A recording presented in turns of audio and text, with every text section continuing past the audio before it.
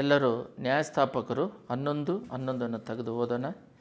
ಎಲ್ಲರೂ ಬೈಬಲಲ್ಲಿ ನ್ಯಾಯಸ್ಥಾಪಕರು, ಜಡ್ಜಸ್ ಇಂಗ್ಲೀಷಲ್ಲಿ ನ್ಯಾಯಸ್ಥಾಪಕರು 11:11 ತೆಗೆದು ಓದೋಣ. ಅದರಲ್ಲಿ ಮತ್ತು ಯೆಫ್ತಾಹನು ತನ್ನ ಸಂಗತಿಗಳನ್ನೆಲ್ಲ ಮಿಚ್ಚೆಯಲ್ಲಿ ಯೆಹೋವನ ಮುಂದೆ ಅರಿಕೆ ಮಾಡಿದನು. ನಾವೆಲ್ಲರ ಕಣ್ಗಳನ್ನು ಮುಚ್ಚಿ ಪ್ರಾರ್ಥನೆ ಮಾಡೋಣ. ಸ್ತುತಿಮಧ್ಯದಲ್ಲಿ ನಿವಾಸ ಮಾಡುವ ಪರಲೋಕ ತಂದೆಯೇ, ಈ ದಿನದಲ್ಲಿ ಕೊಟ್ಟ ವಾಕ್ಯಕ್ಕಾಗಿ ಸ್ತೋತ್ರ. ಈ ದಿನ ಪರಿಶುದ್ಧ ದಿನವಾಗಿ ಅಪ್ಪ ಯೇಸುವೇ, ಅಪ್ಪ ನಾವೆಲ್ಲರೂ ಕೂಡಿ ನಿನ್ನನ್ನು ಸ್ತುತಿಸಲು ಕೊಂಡಾಡಲು ಇಲ್ಲಿ ನಮ್ಮನ್ನು ಒಟ್ಟುಗೂಡಿಸೋದಕ್ಕಾಗಿ ಸ್ತೋತ್ರ. ನಿನ್ನ ಕೃಪೆಯಲ್ಲಿ ಬಹಳವಾಗಿ ಕಾರ್ಯ ಮಾಡಲಿ, ಕ್ರಿಯೆ ಮಾಡಲಿ, ಮಾತಾಡು, ಕ್ರಿಯೆ ಮಾಡಿ. ಯೂಟ್ಯೂಬಲ್ಲಿ ಕೇಳುವ ಪ್ರತಿಯೊಬ್ಬರನ್ನು ಆಶೀರ್ವದಿಸು. ಇಲ್ಲಿ ಕೂಡಿ ಬಂದಿರೋ ಪ್ರತಿಯೊಬ್ಬರನ್ನು ಆಶೀರ್ವದಿಸು. ನಿನ್ನ ಮಹಿಮೆ ಒಂದು, ಘನ ಒಂದು, ಯೇಸುವಿನ ನಾಮದಲ್ಲಿ ಬೇಡೊಂದಿದ್ದೇವೆ ತಂದೆಯೇ, ಆಮೆನ್. ಇವತ್ತಿನ ದಿನದಲ್ಲಿ ದೇವರು ಕೊಟ್ಟಿರೋದು ಕ್ಲೋಸ್ ರಿಲೇಷನ್ಶಿಪ್ ವಿತ್ ಗಾಡ್, ದೇವರೊಂದಿಗೆ ನಿಕಟ ಸಂಬಂಧ ಅಂಥೇಳಿ ದೇವರು ಮಾತಾಡೋದಕ್ಕೆ ಕೊಟ್ಟಿದ್ದಾರೆ. ಅದರಲ್ಲಿ ಜಡ್ಜಸ್ಸಲ್ಲಿ ಈ ದೇವರ ಜೊತೆಯಲ್ಲಿ ನಿಕಟವಾದ ಸಂಬಂಧ, ಐಕ್ಯತೆಯನ್ನು ಇವರು ಯೆಫ್ತಾಹೇನು ಬಂದು ದೇವರ ಹತ್ರ ಒಂದು ನಿಕಟವಾದ ಸಂಪರ್ಕ ಇಟ್ಕೊಂಡಿದ್ದಾರೆ. ಅದರಲ್ಲಿ ಜಡ್ಜಸ್ 11:11 ನಾವು ನೋಡುವುದಾದರೆ ಬಿಯಲ್ಲಿ, ಯೆಫ್ತಾಹನು ತನ್ನ ಸಂಗತಿಗಳನ್ನೆಲ್ಲ ಮಿಚ್ಚೆಯಲ್ಲಿ ಯೆಹೋವನ ಮುಂದೆ ಅರಿಕೆ ಮಾಡಿದನು. ಅಂದರೆ ಅವನ ಸೀಕ್ರೆಟ್ಗಳನ್ನೆಲ್ಲ, ಅವನಿಗೆ ಬಂದ ಸಮಸ್ಯೆಗಳನ್ನೆಲ್ಲ ದೇವನ ಮುಂದೆ ಅರಿಕೆ ಮಾಡ್ತಾರೆ. ಅರಿಕೆ ಅಂದರೆ ತನ್ನ ಕಷ್ಟಗಳನ್ನು ಅರಿಕೆ ಮಾಡೋದಂದರೆ ತನಗೆ ಬರುವ ಸಮಸ್ಯೆಗಳು ಏನೇನು ಇದೆ, ಏನು ತೊಂದರೆಗಳಿದೆ, ಇದನ್ನೆಲ್ಲ ಅವ್ರ ಹತ್ರ ಅರಿಕೆ ಮಾಡ್ತಾರೆ. ಈ ರೀತಿ ದೇವರು ಬಂದ್ಬಿಟ್ಟು ಮನುಷ್ಯರನ್ನ ಐಕ್ಯವಾಗಿರ್ಬೇಕಂತಲೇ ಮನುಷ್ಯನ ಸೃಷ್ಟಿ ಮಾಡಿದ್ದು. ನಾವು ಬೈಬಲಲ್ಲಿ ಆದಿಕಾಂಡದಲ್ಲಿ ಓದಿದಾಗ ಆದಾಮ್ ಯಾವಳನ್ನ ಸೃಷ್ಟಿ ಮಾಡಿ ಅವರ ಜೊತೆಯಲ್ಲಿ ಪ್ರಸನ್ನತೆಯಾಗಿ ದೇವರು ಬಂದ್ಬಿಟ್ಟು ಆದಾಮ್ ಯಾವಳ ಜೊತೆಯಲ್ಲಿ ಪ್ರಸನ್ನತೆಯಲ್ಲಿ ಅವ್ರ ಹತ್ರ ಚಲಿಸ್ತಾ ಇದ್ದರು. ಪಾಪ ಮಾಡಿದಾಗ ಮಾತ್ರ ಅದು ದೂರ ಹೋಯಿತು. ಮತ್ತೆ ಯೇಸು ಬಂದು ಐಕ್ಯತೆಯನ್ನು ನಾವು ಅವ್ರ ಜೊತೆಯಲ್ಲಿ ನಾವೇ ಆಳವಾಗಿದ್ದೀವಿ. ಪರಿಶುದ್ಧಾತ್ಮ, ನಮ್ಮ ಆತ್ಮ ಒಂದಾಗಿ ಬೆರುತ್ತಿರುತ್ತೆ. ನಾನು ಹೋಗಿ ಪರಿಶುದ್ಧಾತ್ಮವನ್ನು ನಿಮಗೆ ಕಳಿಸ್ತೇನೆ, ಸಹಾಯಕನನ್ನು ನಿಮಗೆ ಕಳಿಸ್ತೇನೆ ಅಂತೇಳಿ ಇವಾಗ ಪರಿಶುದ್ಧಾತ್ಮದ ಕಾಲವಾಗಿದೆ.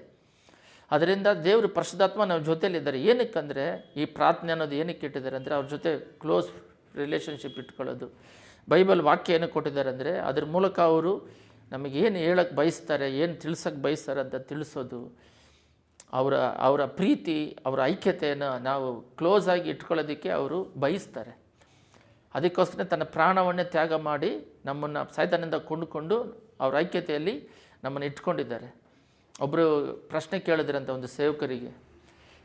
ಆ ಸೇವಕರ ಹತ್ರ, ಯಾಕೆ ದೇವರು ಒಳ್ಳೆಯವ್ರು ತಾನೆ, ಯಾಕೆ ನರಕ ಅವನ್ನ ಸೃಷ್ಟಿ ಮಾಡಬೇಕು, ಯಾಕೆ ಅಲ್ಲಿ ಪಾಪ ಮಾಡಿದವ್ರನ್ನೆಲ್ಲ ಸತ್ತೋದ ಮೇಲೆ ದಬ್ಬಬೇಕು ಅಂತ ಕೇಳಿದಾಗ ಆವಾಗ ಆ ಸೇವಕರು ಹೇಳಿದ್ರೆ, ನೀನು ದೇವರು ಬೇಡ ಅಂತ ಹೇಳ್ತೀಯಲ್ಲ, ಅದಕ್ಕೆ ದೇವರು ಬೇಡ ಅಂತ ಹೇಳೋರಿಗೆಲ್ಲ ಅದನ್ನು ಇಟ್ಟಿದ್ದೀನಿ ಅಂತ.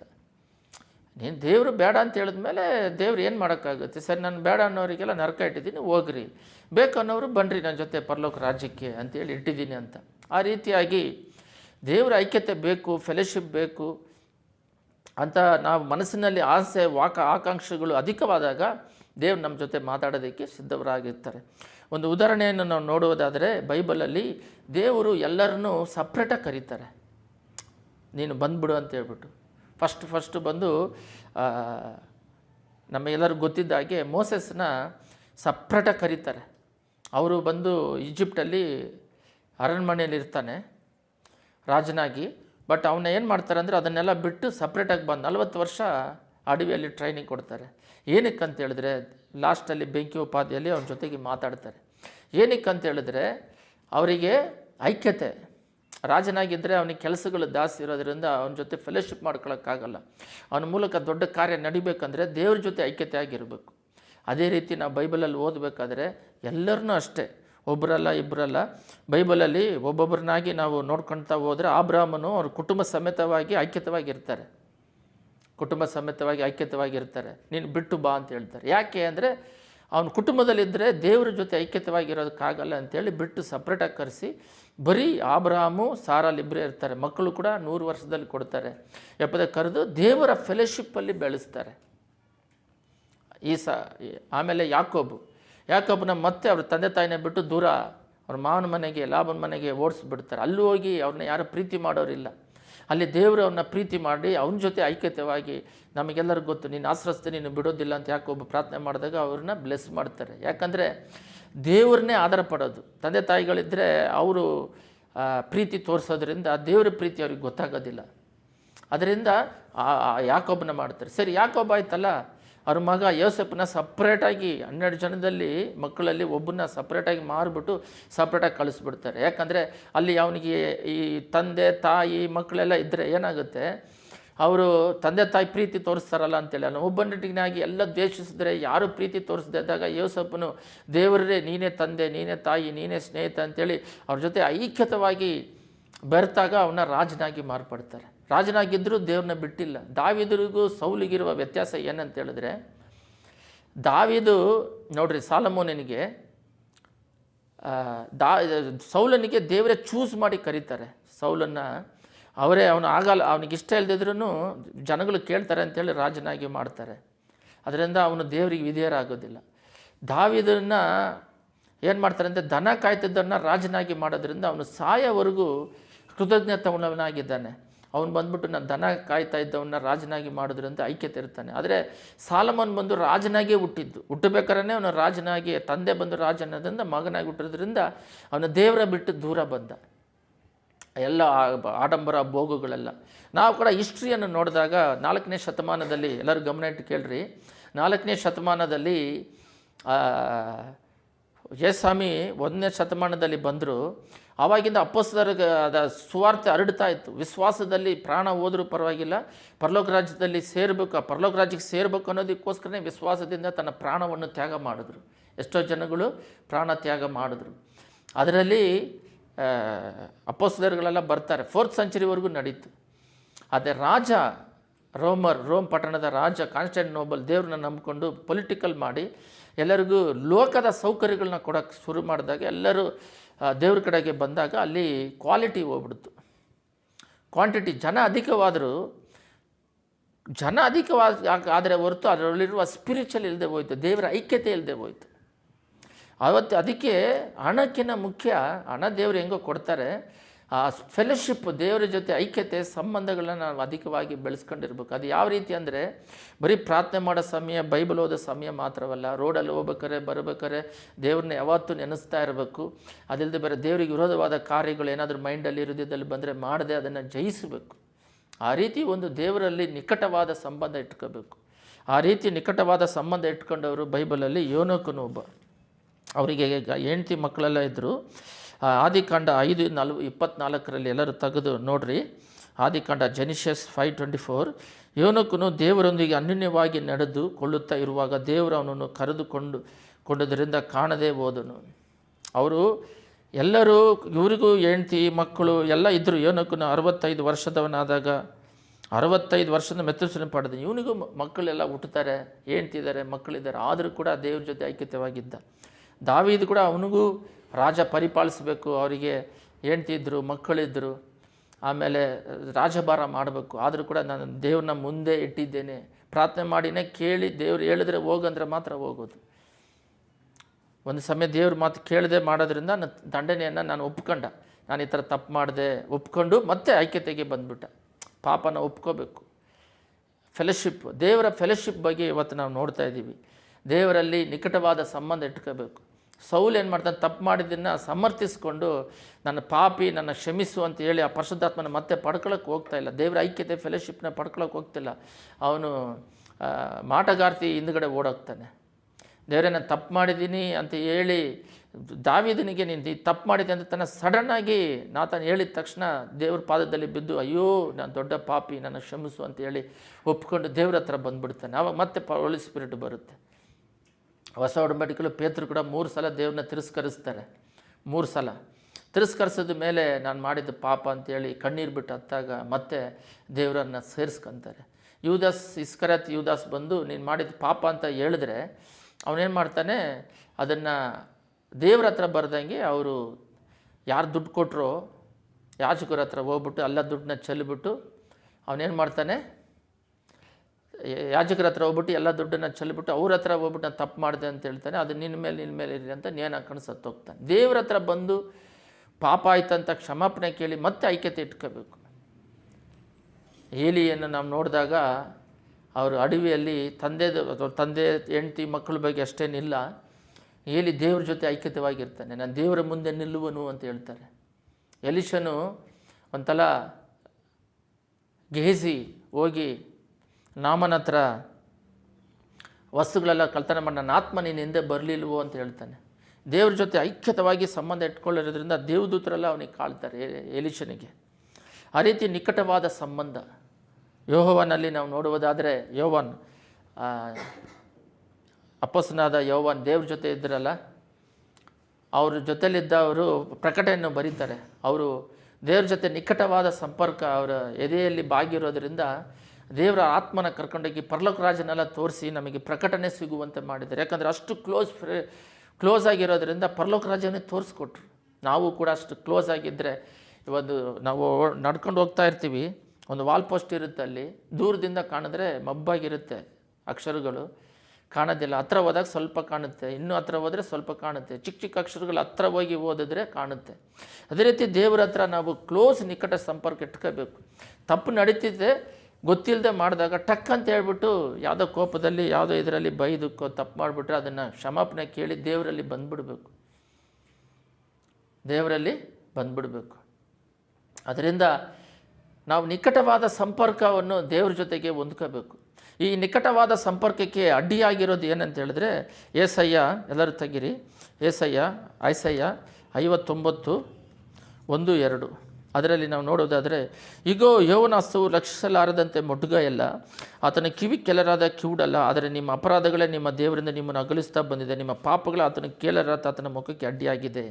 ನಾವು ದೇವ್ರ ಜೊತೆಯಲ್ಲಿ ಐಕ್ಯತವಾಗಿ ಇಳದೇ ಇರೋದಕ್ಕೆ ಕಾರಣ ಏನಂತ ಹೇಳಿದ್ರೆ, ನಾವು ದೇವ್ರ ಜೊತೆಯಲ್ಲಿ ಕ್ಲೋಸ್ ಆಗಿ ಇರೋದಕ್ಕೆ ಆಗದೇ ಇರೋದಕ್ಕೆ ಕಾರಣ ಏನಂತ ಹೇಳಿದ್ರೆ ಈ ಪಾಪಗಳು. ನಾವು ಪಾಪ ಇಟ್ಕೊಂಡೆ ದೇವ್ರ ಹತ್ರ ಹೋದರೆ ಅವರು ನಮ್ಮನ್ನು ಸ್ವೀಕರಿಸೋದಿಲ್ಲ. ನಾವು ಸುಮ್ಮನೆ ಪ್ರೇಯರ್ ಮಾಡ್ತಾ ಇರ್ತೀವಿ, ಬೈಬಲ್ ಓದ್ತಾ ಇರ್ತೀವಿ, ಆದರೂ ಕೂಡ ದೇವರ ಹತ್ರ ಐಕ್ಯತೆ ಇಟ್ಕೋಬೇಕು ಅಂತ ಹೇಳುವ ಒಂದು ಸ್ವಭಾವ ನಮ್ಮಲ್ಲಿ ಇರೋದಿಲ್ಲ. ನಮ್ಮಲ್ಲಿ ಇರುವುದೆಲ್ಲ ಯಾವುದಂತ ಹೇಳಿದ್ರೆ, ನಮ್ಮಲ್ಲಿರುವ ಸ್ವಭಾವಗಳು ಬಂದ್ಬಿಟ್ಟು ಯಾವ ಥರ ಸ್ವಭಾವ ಇದೆ ಅಂತ ಹೇಳಿದ್ರೆ, ಪಾಪನೂ ಇಟ್ಕೊಂಡು ದೇವರು ಬೇಕಂತೀವಿ. ದೇವರು ಪರಿಶುದ್ಧರು, ಅರ್ಥ ಆಯ್ತಾ? ಅವ್ರ ಜೊತೆಗೆ ನಾವು ಐಕ್ಯತೆ ಇಟ್ಕೋಬೇಕಂದ್ರೆ ಆ ಪಾಪದಿಂದ ಬಿಡುಗಡೆ ಆಗಬೇಕು. ನಾವು ಫಸ್ಟ್ ಫೆಲೋಶಿಪ್ ಬಗ್ಗೆ ನೋಡಿದ್ವಿ. ಆ ಫೆಲೋಶಿಪ್ ಇವ್ರ ಹತ್ರ ಎಲ್ಲ ಫೆಲೋಶಿಪ್ ಆಗಿ ದೇವರಿರೋಕ್ಕೆ ಕಾರಣ ಏನಂತ ಹೇಳಿದ್ರೆ, ನಮ್ಮ ಜೊತೆಗೆ ಏನಕ್ಕಿಲ್ಲ ಅಂತ ಹೇಳಿದ್ರೆ, ನಮ್ಮ ಜೊತೆಯಲ್ಲಿ ದೇವ್ರ ಐಕ್ಯತವಾಗಿ ಇಲ್ಲದೇ ಇರೋದಕ್ಕೆ ಮುಖ್ಯವಾದ ಕಾರಣ ನಮ್ಮೊಳಗಡೆ ಇರುವ ಪಾಪಗಳು, ಅಸೂಯೆಗಳು, ಆಲೋಚನೆಯಲ್ಲಿರುವ ಅಸೂಯೆಗಳು. ಈ ರೀತಿ ಹೃದಯಾಂತರಾಳದಲ್ಲಿ ಯೋಚನೆಗಳಲ್ಲಿ ನಾವು ದೇವರ ಐಕ್ಯತೆ ಇಟ್ಕೊಳ್ಳೋದಾಗೆ ಇವಾಗಂತೂ ಜಾಸ್ತಿ ಪಾಪ ತುಂಬಿದೆ. ಸೆಲ್ಫೋನ್ಗಳಲ್ಲಿ ಅಧಿಕ ಟೈಮ್ ಸ್ಪೆಂಡ್ ಮಾಡೋದು, ಲೋಕದ ಕಾರ್ಯಕ್ರಮಗಳಿಗೆ ಅಧಿಕ ಟೈಮನ್ನ ವೇಸ್ಟ್ ಮಾಡೋದು. ಮತ್ತು ಇವಾಗ ಏನಾದರೂ ಸಮಸ್ಯೆಗಳು ಬಂದರೆ, ಇವಾಗ ಒಂದು ಉದಾಹರಣೆಗೆ ಯೆಫ್ತಾನನು ತನ್ನ ಸಂಗತಿಗಳ ಮಿಚ್ಚಾದಲ್ಲಿ ಯೆಹೋವನ ಮುಂದೆ ಅರಿಕೆ ಮಾಡಿದ್ದನು. ಸಮಸ್ಯೆಗಳು ಬಂದರೆ ಯೆಫ್ತಾನನ್ನು ಯಾರ ಹತ್ರ ಅರಿಕೆ ಮಾಡಿದ್ನು? ಅವನು ಕ್ಲೋಸ್ ಆಗಿ ದೇವ್ರ ಜೊತೆ ಇರೋದ್ರಿಂದ ಅವ್ರ ಹತ್ರ ಹೋಗಿ ಅರಿಕೆ ಮಾಡ್ದ. ಅಣ್ಣಾಳಿಗೆ ಮಗು ಇಲ್ಲ, ದೇವ್ರ ಹತ್ರ ಹೋಗಿ ಅರಿಕೆ ಮಾಡಿದಾಗ ಸೇವಕರಿಗೂ ಗೊತ್ತಿಲ್ಲ. ಯಾರಿಗೆ? ಏಲಿಗೆ ಗೊತ್ತಿಲ್ಲ. ನೀನು ಕುಡಿದುಬಿಟ್ಟು ಮಾತಾಡ್ತಿದ್ಯಾ ಅಂದಾಗ, ಇಲ್ಲಪ್ಪ ನಾನು ದೇವ್ರ ಹತ್ರ ಮೊರೆ ಇಡ್ತಾ ಇದ್ದೀನಿ, ಹೃದಯಾಂತರಾಳದ ವೇದನೆಯನ್ನು ಹೇಳ್ತಾ ಇದ್ದೀನಿ ಅಂತ. ಸೇವಕರಿಗೆ ಗೊತ್ತಿಲ್ಲ, ಅಷ್ಟು ಐಕ್ಯತೆ ಇಟ್ಕೊಂಡಿದ್ದಾರೆ ದೇವ್ರ ಹತ್ರ.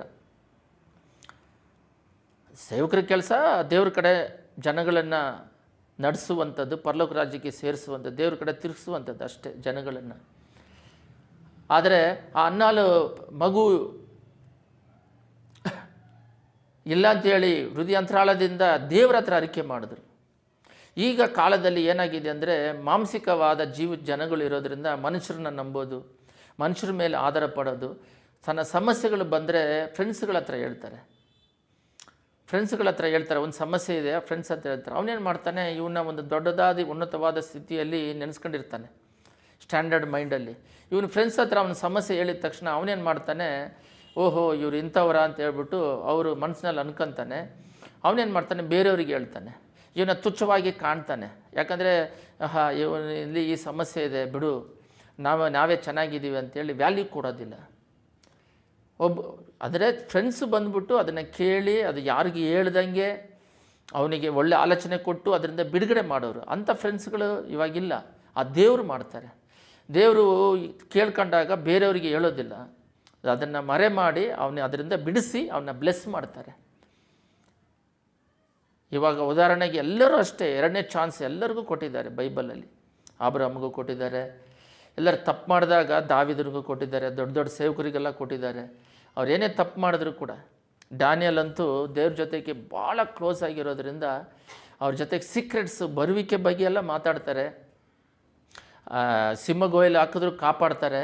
ದೇವ್ರ ಜೊತೆ ನಾನು ದೇವರ ದೃಷ್ಟಿಯಲ್ಲಿ ನೀತಿವಂತನಾಗಿರೋದ್ರಿಂದ ಸಿಂಹಗಳು ನನ್ನನ್ನು ಕಡಿದಂಗೆ ಕಾಪಾಡ್ತಂತ ರಾಜನಿಗೆ ಹೇಳ್ತಾನೆ. ದೇವರ ದೃಷ್ಟಿಯಲ್ಲಿ ದೇವರ ಜೊತೆಯಲ್ಲಿ ಐಕ್ಯತವಾಗಿ ನಿಕಟ ಸಂಪರ್ಕ ಇಟ್ಟಿರೋದ್ರಿಂದ ಅವರು ದೇವರ ಮುಂದೆ ನಾವು ನೀತಿವಂತರಾಗಿರಬೇಕು, ಪರಿಶುದ್ಧವಂತರಾಗಿರಬೇಕು, ದೋಷ ಕಲ್ಮಶವಲ್ದಾಗಿರಬೇಕು, ದೇವ್ರ ಜೊತೆ ಫೆಲೋಶಿಪ್ ಅಧಿಕವಾಗಿ ಮಾಡಬೇಕು. ಈ ರೀತಿಯಾಗಿ ಅಧಿಕವಾಗಿ ದಾಗವುಳ್ಳವರಾಗಿ ಅವರಲ್ಲೇ ಬೆರೆತಿರೋರಿಗೆ ದೇವ್ರ ಜೊತೆಲಿರೋ ಅವ್ರ ಸೀಕ್ರೆಟ್ಗಳನ್ನ ಹೇಳ್ತಾರೆ, ಮರ್ಮಗಳನ್ನ ಹೇಳ್ತಾರೆ, ಅವ್ರ ಜೊತೆ ಐಕ್ಯತೆ ಇರ್ತಾರೆ. ಆವಾಗ ಅವ್ರ ಹೃದಯ ಅಂತರಾಳದಲ್ಲಿ ಸಮಾಧಾನ, ನೆಮ್ಮದಿ, ದೇವರ ಚಿತ್ತ ಏನಿದೆ ಅಂತ ತಿಳ್ಕೊಂಡು ಅದನ್ನು ಮಾಡಿ ಲೋಕವನ್ನು ಮುಗಿಸಿ ಹೋಗೋದಕ್ಕೆ, ಪರಲೋಕ ರಾಜ್ಯ ಸೇರೋದಕ್ಕೆ ಬ್ಲೆಸ್ಸಿಂಗ್ ಆಗಿರುತ್ತೆ. ಯಾಕೆ ಪರಲೋಕ ರಾಜ್ಯಕ್ಕೆ ಭಾಳ ಜನ ಸೇರ್ತಿಲ್ಲ? ಬೈಬಲಲ್ಲಿ ಎಲ್ಲೂ ಕೂಡ ನೀವು ದೇವರು ನಂಬ್ಕೊಂಡಿದ್ದ ತಕ್ಷಣ ಪರಲೋಕ ರಾಜ್ಯ ಸಿಗುತ್ತಂತಿಲ್ಲ. ರಕ್ಷಣೆ ಉಚಿತ. ರಕ್ಷಣೆ ಅಂದರೆ ಸಾಲ್ವೇಷನ್ ಅಂತ ಹೇಳ್ತೀವಿ, ಅದು ಫ್ರೀ. ಬಟ್ ಅದು ಫ್ರೀ ಇರೋದ್ರಿಂದ ಪರಲೋಕ ರಾಜ್ಯ ಫ್ರೀ ಅಂತ ಬೈಬಲಲ್ಲಿಲ್ಲ. ಅದಕ್ಕೆ ಯೇಸ್ವಾಮಿ ನಂಬಿದ ತಕ್ಷಣ ನಾವು ದಿನಾಲು ಪಾಪ ಮಾಡಿದಾಗೆ ದೇವ್ರ ಜೊತೆಯಲ್ಲಿ ಐಕ್ಯತವಾಗಿ ಇದ್ದು ಬೆಳೆದ್ರೆ ಮಾತ್ರ ಪರಲೋಕ ರಾಜ್ಯ ಸಿಗುತ್ತೆ. ಪ್ರಕಟಣೆ 22:11 ಲಾಸ್ಟ್ ಅಧ್ಯಾಯದಲ್ಲಿ, ಪರಿಶುದ್ಧವಂತನು ಇನ್ನೂ ಪರಿಶುದ್ಧನಾಗಲಿ, ನೀತಿವಂತನು ಇನ್ನೂ ನೀತಿಯಾಗಲಿ, ನಾನು ಬೇಗನೆ ಬಂದು ಅವರವರಿಗೆ ಕೊಡತಕ್ಕ ಪ್ರತಿಫಲ ನನ್ನ ಹತ್ರ ಇದೆ. ಏನಂದರೆ ಅದರ ಅರ್ಥ ಏನಂದರೆ, ಪರಿಶುದ್ಧವಾಗಿರೋನು ಇನ್ನೂ ಪರಿಶುದ್ಧತೆ, ನೀತಿ ಇನ್ನೂ ನೀತಿ.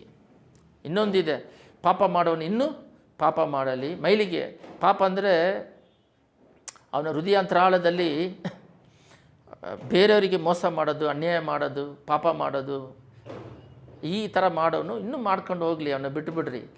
ತನ್ನ ಶರೀರವನ್ನು ಮೈಲಿಗೆ ಮಾಡಿಕೊಂಡು ಶರೀರದಲ್ಲಿ ಕುಡಿಯೋದು, ಬೀಡಿ, ತನ್ನವಾದ ಪಾಪಗಳನ್ನು ಮಾಡೋನು ಅವನ್ನ ಬಿಟ್ಟುಬಿಡ್ರಿ. ಅವರು ಬಂದ್ಬಿಟ್ಟು ಹೆಂಗೂ ದೇವ್ರು ಬೇಡ ಅನ್ನೋರಿಗೆ ದೇವ್ರು ನರಕ ಇಟ್ಟಿದ್ದಾರೆ. ದೇವ್ರು ಬೇಕು ಅನ್ನೋರಿಗೆ ಅದು ಅವರು ಅಲ್ಲಿ ದೇವ್ರ ಜೊತೆ ಬಂದುಬಿಡ್ತಾರಲ್ಲ. ಅದೇ ಕಡೆ ಕಾಲದಲ್ಲಿ ನಾನು ಬಂದು ಅವರವರಿಗೆ ನ್ಯಾಯ ತೀರಿಸ್ತೇನೆ ಅಂತ ಹೇಳಿದ್ದಾರೆ. ಅದರಿಂದ ಈ ಯೆಶಾಯ ಚಾಪ್ಟ್ರಲ್ಲಿ ನಾವು ನೋಡುವುದಾದರೆ, ಇವತ್ತಿನ ದಿನದಲ್ಲಿ ಏನಕ್ಕೆ ಕುಟುಂಬಗಳಲ್ಲಿ ಸಮಸ್ಯೆಗಳು, ಹೋರಾಟಗಳು ಇವೆಲ್ಲ ಇದೀವಿ ಅಂತ ಹೇಳಿದ್ರೆ, ದೇವರು ಪರಿಶುದ್ಧವಂತರು. 1 ಪೇತ್ರ 1:16 ಈ ರೀತಿಯಾಗಿ ಒಂದು ಒಳ್ಳೆಯ ವಾಕ್ಯವನ್ನು ದೇವರು ಕೊಟ್ಟಿದ್ದಾರೆ. ಪಾಪದಿಂದ ನಾವು ಪೂರ್ತಿಯಾಗಿ ಬಿಡುಗಡೆ ಹೊಂದಬೇಕಾಗಿದೆ. ಅದರಲ್ಲಿ 1 ಪೇತ್ರ 1:16 ನಾನು ಓದ್ತೀನಿ. ಇಲ್ಲಿ, ನಿಮ್ಮಲ್ಲಿ ಕರೆದಾತನು ಪರಿಶುದ್ಧನಾಗಿರುವ ಪ್ರಕಾರವೇ ನೀವು ವಿಧೇಯರಿಗೆ ತಕ್ಕಂತೆ ನಿಮ್ಮ ಎಲ್ಲ ನಡವಳಿಕೆಯಲ್ಲಿ ಪರಿಶುದ್ಧರಾಗಿರಿ. ಇಲ್ಲೇ ಪಾಪದಿಂದ ಬಿಡುಗಡೆ ಹೊಂದಿದ ಮೇಲೆ ನಮ್ಮ ಎಲ್ಲ ನಡವಳಿಕೆಗಳು ಶುದ್ಧರಾಗಿರಬೇಕು ದೇವರ ದೃಷ್ಟಿಯಲ್ಲಿ. ಆ ರೀತಿ ಇದ್ದಾಗ, ನಾನು ಪರಿಶುದ್ಧನಾಗಿರುವುದರಿಂದ ನೀವು ಪರಿಶುದ್ಧರಾಗಿರಬೇಕೆಂದು ಬರೆದಿದೆಯಲ್ಲ. ಎಷ್ಟು ಸ್ಪಷ್ಟವಾಗಿದೆ ನೋಡ್ರಿ. ನಾನು ಪರಿಶುದ್ಧರಾಗಿರಿಂದ ನೀವು ಪರಿಶುದ್ಧರಾಗಿರಬೇಕು. ಅದರ ಮೇಲೆ 15ರಲ್ಲಿ, ನಿಮ್ಮನ್ನು ಕರೆದಾತನು ಪರಿಶುದ್ಧನಾಗಿರೋ ಪ್ರಕಾರ ನೀವು ವಿಧೇಯರಿಗೆ ತಕ್ಕಂತೆ ನಿಮ್ಮ ಎಲ್ಲ ನಡವಳಿಕೆ ಪರಿಶುದ್ಧರಾಗಿರಿ. ನಾನು ಪರಿಶುದ್ಧನಾಗಿರೋದ್ರಿಂದ ನೀವು ಪರಿಶುದ್ಧರಾಗಿರಬೇಕೆಂದು ಬರೆದಿದೆಯಲ್ಲ. ನಾನು ಪರಿಶುದ್ಧತೆ, ಅದರಿಂದ ನೀವು ಪರಿಶುದ್ಧ. ನಿಮ್ಮ ಎಲ್ಲ ನಡವಳಿಕೆಯಲ್ಲಿ ಪರಿಶುದ್ಧ ಇದ್ದರೆ ಅವ್ರ ಐಕ್ಯತೆಯೂ ಇಲ್ಲಿ ಭೂಲೋಕದಲ್ಲೂ ಬ್ಲೆಸ್ಸಿಂಗ್ ಸಿಕ್ಬಿಡುತ್ತೆ. ಆತ್ಮಿಕ ಆಶೀರ್ವಾದದಲ್ಲಿ ಬೆಳೆದ್ರೆ ಲೋಕದ ಅವಶ್ಯಕತೆಗಳು ಕೂಡ ಸದಿಸಲ್ಪಡುತ್ತೆ, ಪರಲೋಕ ರಾಜ್ಯ ಕೂಡ ಸಿಕ್ಬಿಡುತ್ತೆ. 3 ಸಿಕ್ಬಿಡುತ್ತೆ. ಆತ್ಮಿಕ ಆಶೀರ್ವಾದ, ಸಮಾಧಾನ, ನೆಮ್ಮದಿ, ಶಾಂತಿ, ಕುಟುಂಬಗಳು, ಬ್ಲೆಸ್ಸಿಂಗ್ಸು, ಮತ್ತು ಲೋಕಕ್ಕೆ ಅವಶ್ಯಕತೆ ಆಗಿರೋದು. ಮತ್ತೆ 6:33 ಹೇಳಿರೋ ಪ್ರಕಾರ, ಆತ್ಮಿಕದಲ್ಲಿ ಮೊಟ್ಟಮೊದಲು ದೇವರ ರಾಜ್ಯನ ನೀತಿಯನ್ನು ಹುಡುಕಿದಾಗ, ನಾವು ಪರಿಶುದ್ಧಗಾಗಿ ತೌಕಪಟ್ಟಾಗ, ಮೊದಲು ದೇವರ ರಾಜ್ಯ ನೀತಿಯನ್ನು ಹುಡುಕಿದಾಗ, ಅದರ ಕೂಡ ಈ ಲೋಕದ ಅವಶ್ಯಕತೆಗಳನ್ನ ದೇವರು ತೀರಿಸ್ತಾರೆ. ಈ ಆತ್ಮಿಕ ಬ್ಲೆಸ್ಸಿಂಗ್ಸಲ್ಲೇ ಈ ಆತ್ಮಿಕ ಬ್ಲೆಸ್ಸಿಂಗ್ಸಲ್ಲಿ ನಾವು ಬೆಳೆದ್ರೆ, ದೇವರ ಐಕ್ಯತೆ, ದೇವರೇ ನಮ್ಮಲ್ಲಿದ್ದಾಗ, ಬೈಬಲ್ ವಾಕ್ಯ ಹೇಳುತ್ತೆ, ದೇವರು ನಿಮಗೆ ಜೊತೆಯಲ್ಲಿದ್ದು ದೇವ್ರು ನಿಮ್ಮಲ್ಲಿದ್ದಾಗ ಯಾರು ನಿಮ್ಮನ್ನು ಏನು ಮಾಡೋಕ್ಕಾಗುತ್ತೆ, ಯಾರು ನಿಮ್ಮನ್ನು ಜಯಿಸೋಕ್ಕಾಗುತ್ತೆ ಅಂತ ಬೈಬಲಲ್ಲಿ ಬರೆದಿದೆ. ಅದರಿಂದ ನಮ್ಮ ವಿರೋಧವಾಗಿ ಯಾರು ಬಂದ್ರೂ ಏನು ಮಾಡೋಕ್ಕಾಗೋದಿಲ್ಲ. ಯಾವುದೇ ಸಮಸ್ಯೆಗಳು ಕೂಡ ಲೋಕದಲ್ಲಿರೋದಕ್ಕಿಂತ ನೀವು ನಮ್ಮೊಳಗಡೆ ಇರೋರು ದೊಡ್ಡವರು. ಯಾಕಂದರೆ ಸೈತಾನ ಲೋಕದಲ್ಲಿದ್ದಾನೆ, ಅವನಕ್ಕಿಂತ ನಮ್ಮ ಹೃದಯ ಅಂತರಾಳದಲ್ಲಿ ಇರೋರು ದೊಡ್ಡವರು. ಒಂದು ದೊಡ್ಡ ಶಕ್ತಿ ನಮ್ಮಲ್ಲಿ ಹೃದಯದಲ್ಲಿದೆ. ಅವರಿರೋದ್ರಿಂದ ನಮಗೆ ಲೋಕದ ಸಮಸ್ಯೆಗಳೇನು ದೊಡ್ಡ ಸಮಸ್ಯೆಗಳೇನಿಲ್ಲ, ಅದನ್ನು ಈಸಿಯಾಗಿ ಜಯಿಸ್ಬೋದು.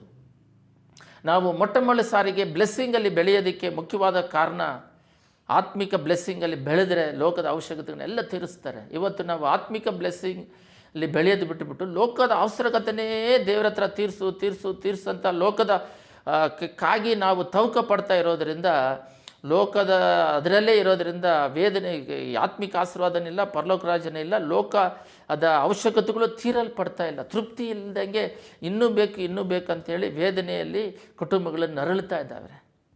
ಕುಟುಂಬದಲ್ಲಿ ಆನಂದ ಇಲ್ಲದೆ ಇರೋದರಲ್ಲಿ ತೃಪ್ತಿಯಾಗಿ ಜೀವನ ಮಾಡ್ತಾ ಇಲ್ಲ. ಈ ರೀತಿಯಾಗಿ ಜನಗಳು ಏನು ಮಾಡ್ತಿದ್ದಾರೆ ಅಂತ ಹೇಳಿದ್ರೆ, ದೇವ್ರ ಜೊತೆಯಲ್ಲಿ ಐಕ್ಯತೆ ಇಟ್ಕೊಳ್ಳೋದಕ್ಕಿಂತ ಹೆಚ್ಚಾಗಿ ಅವರು ಮನುಷ್ಯರ ಮಧ್ಯದಲ್ಲೇ ಹೋಗ್ಬಿಟ್ಟು ತನ್ನನ್ನು ಕಷ್ಟಗಳನ್ನ ಹೇಳ್ಕೊಂಡಿದ್ದಾರೆ. ಬೈಬಲಲ್ಲಿ ಬಿದ್ದೋಗಿರೋರು ಭಾಳ ಜನ. ನಾವು ನೋಡ್ರಿ, ಸಾಮೇಲಲ್ಲಿ ನಾವು ಓದಬೇಕಾದ್ರೆ ಸಾಮೇಲ್ ಚಾಪ್ಟ್ರಲ್ಲಿ ಏಲಿ ಇರ್ತಾನೆ. ಸಾಮೇಲಿನ ಚಿಕ್ಕ ಮಗು, ಅವರಿಗೆ ಯಾಜಕನಾಗಿ ಏಲಿ ಇರ್ತಾನೆ. ಬಟ್ ಅವ್ರ ಮಕ್ಕಳನ್ನ ಸರಿಯಾಗಿ ದೇವ್ರ ಜೊತೆ ಐಕ್ಯತೆಯಲ್ಲಿ ಬೆಳೆಸೋದಿಲ್ಲ. ಅದರಿಂದ ಯುದ್ಧದಲ್ಲಿ ಎಲ್ಲರೂ ಸತ್ತೋಗ್ತಾರೆ, ಎಲ್ಲ ಮರಣವನ್ನು ಹೊಂದುತ್ತಾರೆ. ಇವ್ರು ಮಾಡಿರೋ ಪಾಪನ ದೇವ್ರು ಹೇಳ್ತಾರೆ, ನಿನ್ನ ಮಕ್ಕಳು ನನ್ನನ್ನು ಬಿಟ್ಟು ದೂರ ಹೋಗಿದ್ದಾರೆ, ನನ್ನ ಜೊತೆ ಐಕ್ಯತೆ ಇಟ್ಕೊಳ್ಳೋಕ್ಕೆ ಅವ್ರಿಗೆ ಹೇಳಂದ್ರೂ ಇವನು ಹೇಳೋದಿಲ್ಲ, ಖಂಡಿಸಿ ಬುದ್ಧಿ ಹೇಳೋದಿಲ್ಲ. ಮಕ್ಕಳಿಗೆ ತಪ್ಪಾದರೆ, ತಪ್ಪು ಮಾರ್ಗದಲ್ಲಿ ನಡೆದರೆ ಅವ್ರನ್ನ ಒಳ್ಳೆ ದಾರಿಯಲ್ಲಿ ನಡೆಸೋದಿಲ್ಲ, ಫ್ರೀಯಾಗಿ ಬಿಟ್ಟುಬಿಡ್ತಾನೆ. ಅದರಿಂದ ಬೇನೆಯಿಂದ ಸಾಮೇಲ್ ಬಂದ್ಬಿಟ್ಟು ಅವ್ರ ಮಕ್ಕಳೆಲ್ಲ ಸಂಪೂರ್ಣವಾಗಿ ನಿರ್ಮೂಲ ಆಗಿ ಹೋಗ್ತಾರೆ. ಅದರಿಂದ ಈ ಥರ ಬೈಬಲಲ್ಲಿ ಭಾಳ ಜನಗಳು ಈ ರೀತಿ ತನ್ನನ್ನು ತಾನೇ ನಾಶನಪಡಿಸಿಕೊಂಡವರು ಭಾಳ ಜನ ಇದ್ದಾರೆ. ಸಿಂಸೋನಿಗೆ ತಲೆಯಲ್ಲಿ ನೀನು ಸೌರ ಕತ್ತಿ ಬೀಳಬಾರ್ದು, ನೀನು ಪ್ರತಿಷ್ಠಿಸಲ್ಪಟ್ಟವನು ಅಂತ ಹೇಳ್ತಾರೆ. ಆದರೆ ಅವನು ನೀನು ಸತ್ತೋಗಿರೋ ಹೆಣದ ಹತ್ರ ಎಲ್ಲ ಹೋಗಬೇಡ ಅಂತ ಹೇಳ್ತಾರೆ. ಈ ರೀತಿ ಅವನ ವಿಶೇಷವಾಗಿ ಪ್ರತಿಷ್ಠೆ ಮಾಡಿ ಎಲ್ಲ ಹೇಳಿರ್ತಾರೆ. ಆದರೆ ಅವನು ಸತ್ತೋಗಿರೋ ಒಂದು ಸಿಂಹದ ಹತ್ರ ಅದನ್ನು ತೆಗೆದು ತಿನ್ನೋದು, ಅದನ್ನು ಹೋಗಿ ತಂದೆ ತಾಯಿಗೆ ಹೇಳಿದ್ರೆ ಅದು ವ್ರತ ಮಾಡಿ ಅದರಿಂದ ಬಿಡುಗಡೆ ಮಾಡ್ತಾರೆ. ಯಾಕಂದರೆ ಪಾಪ ಇದ್ದರೆ ಅಲ್ಲಿ ದೇವರು ಇರೋದಿಲ್ಲ, ಐಕ್ಯತೆ ಇರೋದಿಲ್ಲ ಅಂತ. ಅವನಿಗೆ ಕೊಟ್ಟಿರುವ ಅಭಿಷೇಕವನ್ನು ಕಳ್ಕೊಂತಾನೆ ಸಿಂಸೋನ್. ಆ ಕೂದಲನ್ನು ಒಂದು ವೇಷಿ ಹತ್ರ ಕೂದಲೆಲ್ಲ ಕಳ್ಕೊಂಡು ಅವನೇನು ಮಾಡ್ತಾನೆ, ತನ್ನ ಜೀವನವನ್ನೇ ಕಣ್ಣು ಕೀಳಲ್ಪಟ್ಟು ಸತ್ತೋಗ್ತಾನೆ. ಘೋರವಾದ ಮರಣ. ಇದಕ್ಕೆಲ್ಲ ಕಾರಣ ಏನಂದರೆ, ದೇವರ ಫೆಲೋಶಿಪ್ಗಳು ಅಧಿಕವಾಗಿ ಇಟ್ಕೊಂಡಾಗ ಈ ಲೋಕದ ಯಾತ್ರೆಯಲ್ಲಿ ರಕ್ತ ಸಾಕ್ಷಿಯಾಗಿ ಸತ್ರು ಕೂಡ ಸಂತೋಷವಾಗಿ ದೇವರಿಗೋಸ್ಕರ ಐಕ್ಯತೆಯಲ್ಲಿ ಮರಣ ಹೊಂದಿ ಪರಲೋಕ ರಾಜ್ಯಕ್ಕೆ ನಾವು ಸೇರ್ಬೋದಾಗಿದೆ. ಇವತ್ತು ದಿನ ಇದನ್ನು ವಾಕ್ಯವನ್ನು ಮಾತಾಡೋದಕ್ಕೆ ದೇವರು ಪ್ರೇರೇಪಿಸಿ ಕೊಟ್ಟೋದಕ್ಕೆ ಕಾರಣ ಏನಂತ ಹೇಳಿದ್ರೆ, ಇವತ್ತಿನ ದಿನದಲ್ಲಿ ಮುಂಚೆ ಒಂದು 20 ವರ್ಷ ಮುಂಚೆಗೂ ಇವಾಗಿಗೂ ಏನು ಡಿಫ್ರೆನ್ಸ್ ಅಂತ ಹೇಳಿದ್ರೆ, 20 ವರ್ಷ ಮುಂಚೆ ಒಂದು ಚಿಕ್ಕ ಮನೆ, ಸಿಂಪಲ್ ಬಟ್ಟೆಗಳು, ಒಂದು 3-4 ಜೊತೆ ಬಟ್ಟೆಗಳು, ಊಟಗಳು, ಕುಟುಂಬ ಇತ್ತು, ಸಂತೋಷ ಇತ್ತು, ಸಮಾಧಾನವಿತ್ತು, ಐಕ್ಯತೆ ಇತ್ತು. ಯಾವಾಗ ಈ ಲೋಕ ಅನ್ನೋದು ಬಂತೋ, ಈ ಸೆಲ್ಫೋನು, ವ್ಯಾಟ್ಸಪ್ಪು, ಟಿ ವಿಗಳೆಲ್ಲ ಬಂತೋ, ಈ ಲೋಕದ ಆಡಂಬರಗಳನ್ನು ನೋಡಿಕೊಂಡು ಈ ಪಾಪದ ಕಾರ್ಯಕ್ಕೆ ಮೊದಲನೇ ಸ್ಥಾನವನ್ನು ಕೊಟ್ಟು ದೇವರ ಐಕ್ಯತೆಯನ್ನು ಬಿಟ್ಟು, ದೇವರ ಜೊತೆಯಲ್ಲೂ ಐಕ್ಯತೆ ಇಲ್ಲ, ಕುಟುಂಬದಲ್ಲೂ ಕೂಡ ನೆಮ್ಮದಿ ಇಲ್ಲ. ಯಾಕೆ ನೆಮ್ಮದಿ ಕಳ್ಕೊಂಡ್ರು ಅಂತ ಹೇಳಿದ್ರೆ, ಕುಟುಂಬದಲ್ಲಿ ಯಾಕೆ ಶಾಂತಿ ಸಮಾಧಾನ ಇಲ್ಲ ಅಂತ ಹೇಳಿದ್ರೆ, ಈ ಟೆಕ್ನಾಲಜಿ ಬಂದು ಅವ್ರನ್ನ ಅದರಲ್ಲಿ ಬೆಳೆಸಿ ಕುಟುಂಬದಲ್ಲಿ ಒಂದು ಐಕ್ಯತೆ ಇಲ್ದಂಗೆ ಮಾಡಿಬಿಡ್ತು. ಅದರಿಂದ ಅವರಿಗೆ ಅದರ ಪಾಪದಲ್ಲಿ ಭಾಳ ಹೊತ್ತು ಅದರಲ್ಲಿ ಕಳೆಯೋಕ್ಕೆ ಶುರು ಮಾಡಿದ್ರು. ದೇವರ ಐಕ್ಯತೆಯೂ ಇಲ್ಲ. ಅದು ಅವರಿಗೆ ವೇದನೆಯನ್ನು, ದುಃಖವನ್ನು, ಬೇಜಾರನ್ನು ಕೊಟ್ಟು ಕಾಯಿಲೆಯನ್ನು ತರಿಸಿ ಕುಟುಂಬದ ಸಂತೋಷನ ಒಡೆದು ಪಾಪ ಮಾಡೋದಕ್ಕೆ ದಾರಿ ಮಾಡಿಕೊಡ್ತಾ ಇದೆ. ವ್ಯಭಿಚಾರ ಕಾರ್ಯಗಳು ಹೆಚ್ಚಾಗ್ತಾ ಇದೆ, ಮೋಸ ವಂಚನೆ ಹೆಚ್ಚಾಗ್ತಾ ಇದೆ. ಏನಂದರೆ ಈ ಲೋಕದ ಆಡಂಬರಗಳನ್ನು ಅನುಭವಿಸಬೇಕಂತಿದೆ ಹೊರತು ಆತ್ಮೀಕ ಆಶೀರ್ವಾದದಿಂದ ತುಂಬಿ ತುಳುಕುವಂತೆ ಇದರಲ್ಲಿ ಹಿಂದೆ ಸರಿದು ಹೋಗಿದ್ದಾರೆ. ಈ ರೀತಿ ಜೀವನವನ್ನು ನಾಶನ ಮಾಡಿಕೊಳ್ಳುವ ಜನಗಳು ಹೆಚ್ಚಾಗ್ತಾ ಇದ್ದಾರೆ. ಇದರಿಂದ ಲೋಕದಿಂದ ಬಿಟ್ಟು ದೇವರ ಹತ್ರ ಬಂದು ದೇವರ ಐಕ್ಯತೆಯಲ್ಲಿ ಬೆಳೆಯೋದಕ್ಕೆ ನಿಮ್ಮನ್ನು ನಾನು ಯೇಸುವಿನ ನಾಮದಲ್ಲಿ ಕರೀತಾ ಇದ್ದೇನೆ. ಇದು ಅಂಧಕಾರದ ಲೋಯದಲ್ಲಿ ಹೋಗಿ ದಬ್ಬುತ್ತೆ. ವೈಯಕ್ತಿಕವಾದ ಸಮಾಧಾನ ಇಲ್ಲ, ಕುಟುಂಬದಲ್ಲಿ ಚಂಚಲಗಳು, ಡೆತ್ ಆದ್ರೂ ದೇವರು ಬೇಡ ಅಂತ ಹೇಳೋರಿಗೆಲ್ಲ, ದೇವರು ನನ್ನನ್ನು ಬೇಡ ಅಂತ ಹೇಳೋರಿಗೋಸ್ಕರ ನಾನು ನರಕ ಸೃಷ್ಟಿ ಮಾಡಿದ್ದೀನಿ, ನಾನು ಬೇಕನ್ನೋರಿಗೆ ನಾನು ಮಾಡಿಲ್ಲ, ನನ್ನ ಮಕ್ಕಳು ನನ್ನ ಬೇಕನ್ನೋರಿಗೆ ನಾನು ಯಾಕೆ ಮಾಡ್ತೀನಿ, ನನ್ನ ಜೊತೆ ನಾನು ಪರಲೋಕ ರಾಜ್ಯದಲ್ಲಿ ಇಟ್ಕೊಳ್ತೀನಿ ಅಂತ ಹೇಳಿ ದೇವರು ಹೇಳ್ತಾ ಇದ್ದಾರೆ. ಈ 3 ವಿಧವಾದ ಆಶೀರ್ವಾದವನ್ನು ಕಳ್ಕೊಂಡು ಇವತ್ತು ನರಳಾಡ್ತಾ ಇದ್ದಾರೆ. ಬೆಕ್ಕ ಹತ್ರ ಇಲಿ ಸಿಕ್ಕಾಕೊಳ್ದಂಗೆ ಅದು ಆಟಾಡಿಸಿ ಅದಕ್ಕೆ ಹೆದರಿಕೆ ಹುಟ್ಟಿಸಿ ಸ್ವಲ್ಪವಾಗಿ ಆಟಾಡಿಸಿ ಆಮೇಲೆ ಅದನ್ನು ತಿನ್ನುತ್ತೆ, ಕೊಲೆ ಮಾಡುತ್ತೆ, ತಿನ್ನುತ್ತೆ. ಆ ರೀತಿಯಾಗಿ ಸೈತಾನ ಕೈಯಲ್ಲಿ ಸಿಕ್ಕಾಕ್ಕೊಂಡು ನರಳಾಟದಿಂದ ಸಂತೋಷ ಇಲ್ಲದೆ ಸಮಾಧಾನದ ಈ ಲೋಕ ಯಾತ್ರೆಯನ್ನು ಮುಗಿಸಿ ಪರಲೋಕ ರಾಜ್ಯಕ್ಕೆ ಹೋಗದ ಹಾಗೆ ನರಕಕ್ಕೆ ಹೋಗುವ ಜನಗಳು ಹೆಚ್ಚಾಗ್ತಾ ಇದ್ದಾರೆ. ಅದರಿಂದ ಮೊದಲನೇದಾಗಿ ನಾವು ದೇವರ ಫೆಲೋಶಿಪ್ಪನ್ನು ಇಟ್ಕೋಬೇಕು. ಭಾಳ ಜನ ಫೆಲೋಶಿಪ್ ಇಟ್ಕೊಂಡ್ರು, ಅದಕ್ಕೆ ದೇವರು ಫೆಲೋಶಿಪ್ ಇಟ್ಕೊಳ್ಳೋಕ್ಕೆ ಒಂಟಿಯಾಗಿ ಕರೀತಾರೆ. ಯಾಕೆ ಒಂಟಿಯಾಗಿ ಕರೀತಾರೆ ಅಂತ ಹೇಳಿದ್ರೆ, ಇವಾಗ ನನ್ನ ಉದಾಹರಣೆಯನ್ನು ಹೇಳಿ ಪ್ರಾರ್ಥನೆ ಮಾಡೋಣ. ನನ್ನ ತಾಯಿ 96ರಲ್ಲೇ ತೀರ್ಕೊಂಡ್ರು, 97ರಲ್ಲಿ ಯೇಸು ಸ್ವಾಮಿ ನಂಬ್ಕೊಂಡೆ. ಆವಾಗ ನಮ್ಮ ತಂದೆ ಒಂದು ಕಂಪ್ನಿಯಲ್ಲಿ ಒಬ್ಬರೇ ಇರೋದರಿಂದ ಅವರೇ ಮನೆ ಕೊಟ್ಟು ಊಟ ಕೊಟ್ಟು ಅವರು ಬ್ಲಾಸ್ಟರ್ ಸರ್ಟಿಫಿಕೇಟ್ ಇರೋದರಿಂದ ಅದು ಮೈನಿಂಗ್ ಅವರು ಅಲ್ಲೇ ಸೆಟ್ಲಾಗ್ಬಿಟ್ರು. ನಾವು 6 ಜನ ನಾವು 5 ಜನಕ್ಕೆ ಮದುವೆ ಆಯಿತು. ನಾನು ಒಬ್ಬನೇ ಇರೋದರಿಂದ ನಾನು ದೇವ್ರು ನಂಬ್ಕೊಂಡಿರೋದ್ರಿಂದ ಒಂದು ಸಭೆಯಲ್ಲೇ ಚರ್ಚಲ್ಲೇ ಬೆಳೆದೆ. ಅದರಲ್ಲಿ ಬಹಳ ಐಕ್ಯತವಾಗಿದ್ದೆ. ಅವರ ಜೊತೆಯಲ್ಲಿ ಅವರು ಚರ್ಚಲ್ಲಿರೋದ್ರಿಂದ ಯಾವಾಗ ನೋಡಿದ್ರು ಪ್ರೇಯರು, ಪ್ರಾರ್ಥನೆ ಮಾಡೋದು, ಬೇರೆಯವ್ರಿಗೆ ಸುವಾರ್ತೆ ಹೇಳೋದು, ಪಾಪದಲ್ಲಿರೋರನ್ನ ಬಿಡುಗಡೆ ಮಾಡೋದು, ರೋಗಗಳು ವ್ಯಾಧಿಗಳಿಂದ ಮಾಂತ್ರಿಕ ಕ್ರಿಯೆಗಳಿಂದ ಬಿಡುಗಡೆ ಮಾಡಿ ಅವರಿಗೆ ಸಮಾಧಾನ ಇಲ್ಲದವರಿಗೆಲ್ಲ ಸಮಾಧಾನದಿಂದ ದೇವರು ಹಚ್ಚಿಸಿ ಅವ್ರು ದೇವ್ರು ನಂಬ್ಕೊಂಡು ಬರುವಿಕೆಗೆ ಸಿದ್ಧರಾಗಿ ಈ ರೀತಿ ಮಾಡ್ಕೊಂಡು 10 ವರ್ಷ ಕಳೆದುಬಿಟ್ಟೆ. ಮದುವೆ ಆಯಿತು. ಹೆಂಡ್ತಿ ಸಿಕ್ಕಾಗ ಸ್ವಲ್ಪ ಆ ದೇವರ ಐಕ್ಯತೆ ಸ್ವಲ್ಪ ಬ್ಯಾಕ್ ಆಯಿತು. ಇನ್ನೇನು ಹೆಂಡ್ತಿ ಇದ್ದಾರಲ್ಲ ಶೇರ್ ಮಾಡೋದಕ್ಕೆ, ಇನ್ನೇನು ಹೆಂಡ್ತಿ ಇರೋದ್ರಿಂದ ಅವರಿಗೆ ನಮ್ಮ ಕಷ್ಟ ನಷ್ಟಗಳನ್ನು ಹೇಳೋದಕ್ಕೆ, ಇನ್ನೇನು ಅವರು ನಮಗೆ ಏನಾದರೂ ಕಷ್ಟ ಬಂದರೆ ಅವ್ರು ಸಹಾಯ ಮಾಡ್ತಾರೆ, ಇನ್ನೇನು ಬಿಡು. ಆವಾಗ ತಂದೆ ಇಲ್ಲ, ತಾಯಿ ಇಲ್ಲ, ಹೆಂಡ್ತಿ ಇಲ್ಲ, ಮಕ್ಕಳಿಲ್ಲ, ಫ್ರೆಂಡ್ಸ್ ಇಲ್ಲ, ನೀನೇ ಗತಿ ಅಂತೇಳಿ ದೇವ್ರ ಹತ್ರ ಐಕ್ಯತವಾಗಿದ್ದೆ. ಯಾಕಂದರೆ ಒಬ್ಬರು ಇಲ್ಲ, ದೇವರು ಬಿಟ್ಟರೆ ಯಾರಿಲ್ಲ. ದಾವೀದನಿಗೆ ಅದೇ ರೀತಿ ಅಡವಿಯಲ್ಲಿ ದೇವ್ರು ಬಿಟ್ಟರೆ ಯಾರಿಲ್ಲ ಅಂತ ಗಟ್ಟಿಯಾಗಿ ಹಿಡ್ಕೊಂಡಿದ್ದ. ಅವ್ರ ತಂದೆನೇ ನಂಬ್ತಾ ಇಲ್ಲ. ಎಷ್ಟು ಜನ ಮಕ್ಕಳಂದರೆ 7 ಜನ ನಿಂದಿರಿಸ್ತಾರೆ, ಹೆಣ್ಣವನ್ನು ನಿಂದಿರಿಸ್ತಾ ಇಲ್ಲ. ಇಷ್ಟೇನ ಮಕ್ಕಳಂತ ಕೇಳಿದಾಗ ಇಲ್ಲ ಒಬ್ಬ ಇದ್ದಾನೆ ಅಂತ ಹೇಳ್ತಾರೆ. ಆವಾಗ ಆಮೇಲೆ ಅವನ್ನ ಕರೆ ಕಳಿಸಿ ಇವನೇ ಅಂತ ಹೇಳಿದಾಗ ಅವನ್ನ ನೇಮಿಸ್ತಾರೆ ರಾಜನಾಗಿ. ಅವ್ರ ಅಣ್ಣಂದಿರೆಲ್ಲ ಇರ್ತಾರೆ ಆರ್ಮಿಯಲ್ಲಿ, ಅವ್ರನ್ನ ದೇವರು ಆರಿಸ್ಕೊಂಡಿಲ್ಲ. ಇವನು ಆರ್ಮಿಯಲ್ಲಿ ಬಟ್ಟೆ ಹಾಕೋದ್ರೂ ಹಾಕೊಳ್ಳೋಕೆ ಗೊತ್ತಿಲ್ಲದವ್ರನ್ನ ರಾಜನಾಗಿ ಮಾಡ್ತಾರೆ. ಕಾರಣ ಏನಂದರೆ ದೇವರ ಐಕ್ಯತೆ. ಈ ರೀತಿಯಾಗಿ ನಾನು ದೇವರ ಹತ್ರ ಐಕ್ಯತೆ ಇರೋದರಿಂದ ಫ್ಯಾಮ್ಲಿಗಳು ಬಂದಾಗ ಏನಾಗುತ್ತೆ, ಐಕ್ಯತೆ ಸ್ವಲ್ಪ ಹಿಂಜರಿದು ಹೋಗುತ್ತೆ. ಆದರೂ ಕೂಡ ನೋವನು ದೇವ್ರ ಜೊತೆ ಐಕ್ಯತವಾಗಿದ್ದು ಅವನೇನು ಮಾಡ್ದ, ತನ್ನ ಕುಟುಂಬವನ್ನು ಕಾಪಾಡಿಕೊಂಡ ನಾವೆಯಲ್ಲಿ. ಯೋಬನು ಅವ್ರ ಮಕ್ಕಳು ಎಲ್ಲಿ ತಪ್ಪು ಮಾಡ್ತಾರೆ ಅಂಥೇಳಿ ದೇವ್ರ ಜೊತೆ ಐಕ್ಯತೆಯಿಂದ ಹಿಡಿದು ಅವ್ರು ಹೆಂಡ್ತಿ ದೂಷಿಸಲ್ಪಟ್ಟರು. ವ್ಯಾಧಿಗಳು ಏನೇ ಬಂದರೂ ಕೂಡ ದೇವ್ರನ್ನ ದೂಷಿಸಿದಾಗೆ ದೇವ್ರ ಐಕ್ಯತೆಯಿಂದ ಎಲ್ಲ ಗಮನ ಇಟ್ಟು ಕೇಳ್ರಿ, ಅವನು 2ರಷ್ಟು ಆಶೀರ್ವಾದನ ಮತ್ತೆ ಪಡೆದ್ರು. ಅದರಿಂದ ನಮಗೆ 3 ರಕವಾಗಿ ಇದೆ. ಒಂದು ಪಾಪ ಮಾಡಿ ಅದರಲ್ಲೇ ಇದ್ದುಕೊಂಡು ದೇವರು ಅನ್ನೋದೊಂದಿದೆ. ಇನ್ನೊಂದು ಶುದ್ಧವಾಗಿ ದೇವರು ಬಿಟ್ಟು ಪಾಪದಲ್ಲೇ ಇದೆ. ಅದು ದೇವರು ಬೇಡ ಅನ್ನೋರಿಗೆ ನರಕ ಸೃಷ್ಟಿ ಮಾಡಿಟ್ಟಿದ್ದಾರೆ ದೇವರು.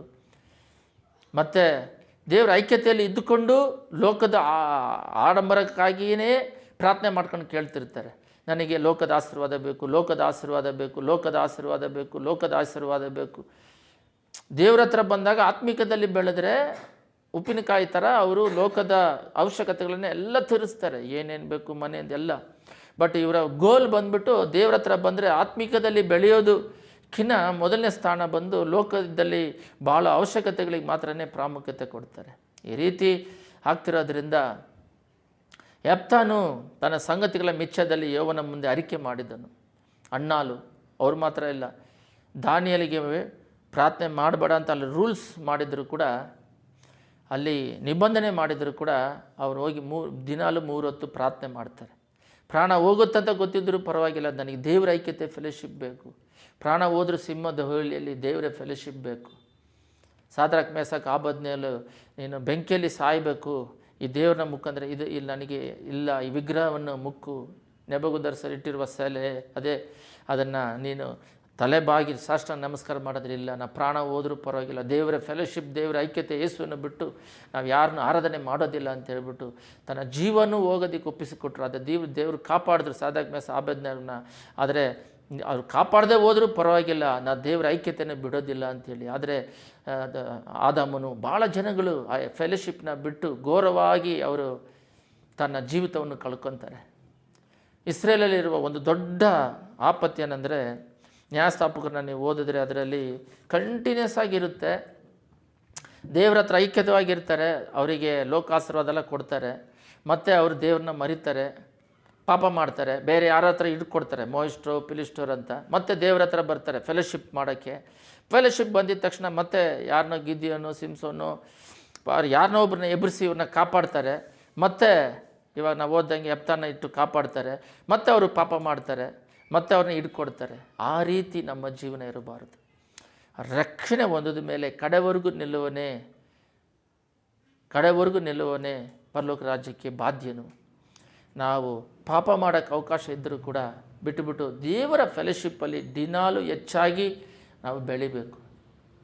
ಎಲ್ಲರೂ ನಾಳೆಯಿಂದ ನಂಬ್ತೇನೆ ನೀವೆಲ್ಲ ದೇವರ ಐಕ್ಯತೆಯಲ್ಲಿ ಜಾಸ್ತಿ ಬೆಳಿತೀರ ಅಂಥೇಳಿ, ಜಾಸ್ತಿ ದೇವರ ಐಕ್ಯತೆಯಲ್ಲಿ ನಿಂತು ನಡೀತೀರ ಅಂಥೇಳಿ ನಿಮ್ಮೆಲ್ಲರಿಗೂ ಯೇಸುವಿನ ನಾಮದಲ್ಲಿ ಮತ್ತೆ ಒಂದು ಸಲ, ಈ ಸಭೆ ಅನ್ನೋದೇ ಏನಕ್ಕೆ ಅಂತ ಹೇಳಿದ್ರೆ, ಈ ಸಭೆ ಏರ್ಪಡಿಸಿದೆ ಅಂದರೆ ಹೊರಗಡೆ ಪಾಪ ಇದೆ. ಸಭೆಯೊಳಗೆ ಬಂದ ಮೇಲೆ ನಿಮ್ಮನ್ನು ಶುದ್ಧತೆ ಮಾಡಿ ಪರಲೋಕ ರಾಜ್ಯಕ್ಕೆ ಸೇರಿಸೋದು, ದೇವರ ಬರುವಿಕೆಯಲ್ಲಿ ನಿಮ್ಮನ್ನು ನಾವು ನಿಂದಿರಿಸಬೇಕು. ಅದಕ್ಕೆ ನಾವು ಬಾಧ್ಯರಾಗಿ ನಮ್ಮನ್ನು ದೇವರು ಕರೆದಿದ್ದಾರೆ. ನಾವು ಹೋಗಿ ಸಿದ್ಧರಾಗಬೇಕು, ನಿಮ್ಮನ್ನು ಸಿದ್ಧ ಮಾಡಬೇಕು, ಇತರರನ್ನು ಸಿದ್ಧ ಮಾಡಬೇಕು. ಅದರಿಂದ ಈ ಕಾರ್ಯದಲ್ಲಿ ನೀವು ಯಾವುದಕ್ಕೆ ಮೊದಲನೇ ಸ್ಥಾನ ಕೊಟ್ಟಿದ್ದೀರಾ, ನಿಮ್ಮ ಮನಸ್ಸಾಕ್ಷಿಯನ್ನು ನೋಡಿಕೊಳ್ಳ್ರಿ. ನಿಮ್ಮ ಮನಸ್ಸಾಕ್ಷಿಯಲ್ಲಿ ಸೆಲ್ಫೋನ್ ಮೊದಲನೇ ಸ್ಥಾನದಲ್ಲಿದೆಯಾ, ಸೀರಿಯಲ್ ಇದೆಯಾ, ಲೋಕದ ಕಾರ್ಯಕ್ರಮಗಳು ಯೋಚನೆಯಲ್ಲಿ ಅಧಿಕವಾಗಿದೆಯಾ, ದೇವರು ಯೋಚನೆಯಲ್ಲಿ ಇದ್ದಾರಾ? ಎಲ್ಲವನ್ನು ದೇವ್ರ ಕೈಯಲ್ಲಿ ಒಪ್ಪಿಸಿಕೊಟ್ಟು ದೇವರ ಆತ್ಮಿಕದಲ್ಲಿ ಬೆಳೆಯೋದಕ್ಕೆ ಮೊದಲನೇ ಸ್ಥಾನವನ್ನು ಕೊಡ್ರಿ. ಎಲ್ಲರೂ ಪ್ರಾರ್ಥನೆ ಮಾಡೋಣ. ಸ್ತುತಿ ಮಧ್ಯದಲ್ಲಿ ನಿವಾಸ ಮಾಡುವ ಪರಲೋಕ ತಂದೆಗೆ, ಎಪ್ತಾನು ತನ್ನ ಇಚ್ಛಾದಲ್ಲಿ ಹೃದಯದಲ್ಲಿರುವ ಎಲ್ಲವನ್ನು ನಿನಗೆ ಹೇಳಿದರು ಅಪ್ಪ. ಆದರೆ ಮನುಷ್ಯರಾಗಿರುವ ನಾವು ಯೇಸುವೇ ಸ್ತೋತ್ರ ಸ್ತೋತ್ರ ಸ್ತೋತ್ರ ಅಪ್ಪ. ಹೆಂಡ್ತಿಗೆ ಹೇಳೋ ವಿಷಯನ ಹೇಳ್ತೀವಿ, ಫ್ರೆಂಡ್ಸಿಗೆ ಹೇಳೋ ವಿಷಯನ ಹೇಳ್ತೀವಿ, ಆದರೆ ತಂದೆಗೆ ಹೇಳುವ ವಿಷಯಗಳನ್ನು ಹೇಳ್ತೀವಿ. ಆದರೆ ಬಹಳ ವಿಷಯಗಳು ಯಾರ ಹತ್ರ ಹೇಳಬೇಕು ಹೇಳಬಾರ್ದು ಅನ್ನೋದನ್ನು ನಾವು ತಿಳ್ಕೊಂಡು ನಡೆದುಕೊಂಡು ಹೋಗೋದಕ್ಕೆ ಯೇಸುವೇ ಕೃಪೆ ಮಾಡು. ಮಹಿಮೆ ಒಂದು, ಘನ ಒಂದು, ರಕ್ತದಲ್ಲಿ ತೊಳಿ ನಿನ್ನ ಕೃಪೆ ಆಳವಾಗಿ ನಮ್ಮ ಮೇಲೆ ಇಳಿದು ಬರಲಿ. ಈ ಪಾಪ ನಿಮ್ಮ ಐಕ್ಯತೆಯನ್ನು ಕೆಡಿಸುತ್ತದೆ. ಏಸಾಯ 59:1-2 ನೀವು ಪಾಪ ಇರೋದರಿಂದ ನಿಮ್ಮ ಐಕ್ಯತೆ ನಮ್ಮಲ್ಲಿ ಇಲ್ಲದೇ ಇದ್ದೆ, ಅದನ್ನು ತೆಗೆದುಬಿಟ್ಟು ನಿನ್ನ ಐಕ್ಯತೆಯನ್ನು ಇಟ್ಕೊಳ್ಳೋದಕ್ಕೆ ಕೃಪೆ ಮಾಡು. ರಕ್ಷಣೆ ಉಚಿತ, ಆದರೆ ನಿನ್ನ ಐಕ್ಯತೆಯಿಂದ ಜೀವಿಸಿ ಪರಲೋಕ ರಾಜ್ಯ ಉಚಿತವಲ್ಲ. ನಿನ್ನ ನಾಮದಲ್ಲಿ ದೆವ್ವವನ್ನು ಓಡಿಸಿದ್ವಿ, ನಿನ್ನ ನಾಮದಲ್ಲಿ ಅಪ್ಪ ವ್ಯಾಧಿಗಳನ್ನ ಸ್ವಸ್ಥ ಮಾಡಿದ್ವಿ, ಯೇಸುವಿನ ಸುವಾರ್ತೆ ಹರಡಿದ್ವಿ. ಅಂದರೆ ನೀನು ಯಾರಿಗೂ ಗೊತ್ತಿಲ್ಲ ಅಂತ ಹೇಳ್ತಿದ್ದೀರಾ. ಅದಕ್ಕೆ ಕಾರಣ ನಿನ್ನ ಐಕ್ಯತೆ ಇಲ್ಲದೆ ಮಾಂಸಿಕದಲ್ಲಿ ಜೀವಿಸಿ ಯೇಸುವೇ ಅಪ್ಪ ಪರಲೋಕ ರಾಜ್ಯವನ್ನು ಎದುರು ನೋಡುವಂಥವರಾಗಿದ್ದೇವೆ. ಯೇಸುವೇ ಆ ರೀತಿ ಇಲ್ಲದ ಹಾಗೆ ಚಿಕ್ಕ ಚಿಕ್ಕ ವಿಷಯದಲ್ಲೂ ಕೂಡ ತಪ್ಪು ಮಾಡಿದ ಹಾಗೆ ಆತ್ಮಿಕದಲ್ಲಿ ಬೆಳೆದು ಫಲ ಕೊಡುವಂತೆ ಕೃಪೆ ಮಾಡು. ಯೇಸುವಿನ ನಾಮದಲ್ಲಿ ಬೇಡಿ ಹೊಂದಿದ್ದೇವೆ ತಂದೆಯೇ, ಆಮೇನ್.